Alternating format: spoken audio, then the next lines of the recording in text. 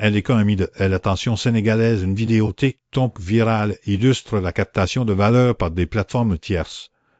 L'émergence soudaine d'une vidéo TikTok attribuée à l'utilisatrice @maman-111 et sa rediffusion agressive sur le site d'AudioBlow via un lien raccourci révèle un écosystème numérique fragmenté où le contenu local devient une commodité exploitée.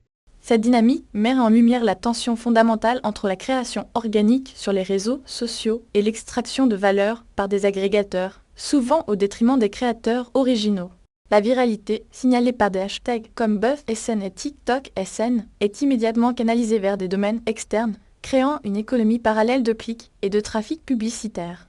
L'absence de contenu d'article derrière le lien, renvoyant une erreur 404, souligne la nature souvent éphémère et opportuniste de ces opérations, posant la question de la souveraineté numérique des tendances culturelles sénégalaises.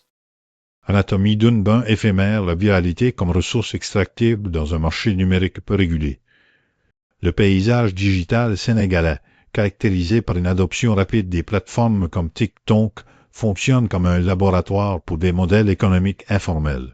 Des sites comme AudioBlow agissent comme des intermédiaires, capitalisant sur l'engagement local pour générer du revenu via la publicité ou le data harvesting, sans nécessairement ajouter de valeur contextuelle ou compenser les créateurs.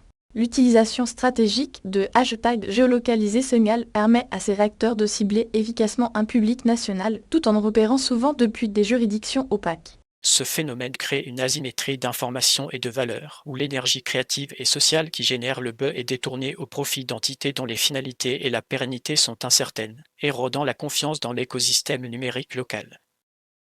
Le modèle d'AudioBlow, agrégation à risque, une analyse de la chaîne de valeur révèle une capture de trafic à court terme.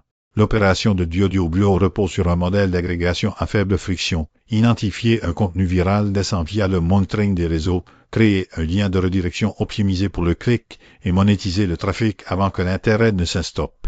La page Not Found indique probablement une défaillance dans la synchronisation entre la promesse, la vidéo complète et la livraison, ou une stratégie délibérée pour accumuler des visites même sur des pages vides.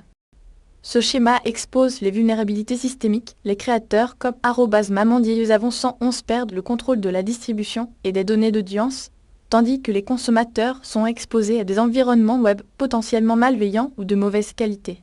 La valeur réelle, l'attention du public sénégalais est ainsi commodifiée et drainée hors des plateformes sociales principales, sans garantie de retour pour la communauté source. Vers une souveraineté numérique locale, la régulation et l'éducation aux médias deviennent des impératifs stratégiques. Cette micro-analyse d'une tendance apparemment anodine conduit à un verdict sans appel. Le marché numérique sénégalais nécessite des garde-fous.